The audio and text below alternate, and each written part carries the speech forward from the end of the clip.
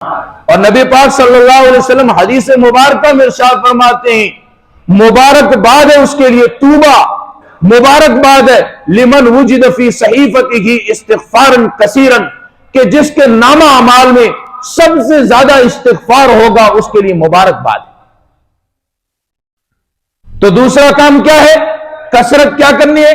استغفر اللہ ربی من کل ذنب اذنبتہ عمدا او خطاء او سرا او علانیہ من الذنب الذی اعلم ومن الذنب الذی لا اعلم۔ اے اللہ میں سارے گناہوں سے توبہ کرتا ہوں، جو گناہ میں جانتا ہوں، جو گناہ میں نہیں جانتا، جو گناہ میں نے چھپ کر کیے ہیں کہ کوئی نہ دیکھے، دنیا والا نہ میرا استاد دیکھے، نہ شاگرد دیکھے، نہ بیٹا دیکھے، نہ اولاد دیکھے، کسی نے نہیں دیکھا، ربا تو نے دیکھا۔ او علانیہ، یا وہ گناہ جو میں نے پیسوں کے نسوں میں گرم تھا، جیب گرم تھی، بینک بیلنس موجود تھا، میں نے تکبر میں آ کر کہ دیکھتا ہوں کون مجھے منع کرتا ہے، میں نے علانیہ طور پر بھی گناہ کیے ہیں، اپنے ناک اور مونچھ کے مسئلے کی بنیاد پر۔ وہ گناہ جو میں نے چھپ کر کیے ہیں، وہ گناہ جو میں نے علانیہ کیے ہیں، من الذنب الذی اعلم، وہ گناہ جو میں جانتا ہوں، ومن الذنب الذی لا اعلم، وہ گناہ جو میں نہیں جانتا، مجھے پتہ ہی نہیں ہے کہ میں گناہ کر بیٹا۔ انک انت علام الغیوب، تو جانتا ہے میرے گناہوں کو، جو میں نے اندھیروں میں کیے ہیں، اجالوں میں کیے ہیں، تو جانتا ہے۔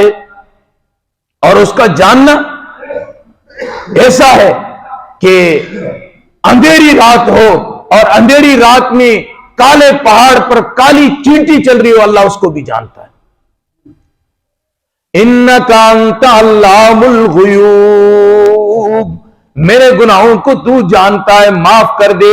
وستار العیوب، اور میرے گناہوں پر پردہ ڈال دے، دنیا میں بھی اور آخرت میں بھی۔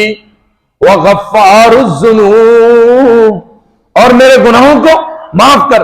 تو چلتے پھرتے صبح و شام استغفار کی کثرت کرے، استغفر اللہ ربی من کل ذنب واتوب الیہ۔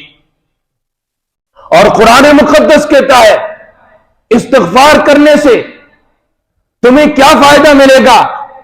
اللہ رب العزت تمہارے رزق کو بڑھائیں گے، تمہیں وقت پر بارشیں عطا کریں گے، تمہاری اولاد میں برکتیں عطا کریں گے،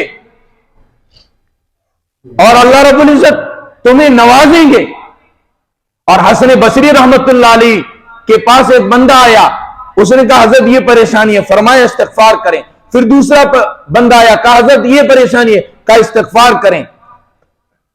تو مرید نے پوچھا کہ حضرت دو تین ان نے الگ الگ مرض بتائے اور آپ نے ایک ہی علاج فرمایا، فرمایا کہ استغفار کی کثرت سے اللہ رب العزت مشکلوں کو حل فرما دیتے ہیں۔ تو پہلا کام لا الہ الا اللہ کی کثرت، اور دوسرا کام استغفار کی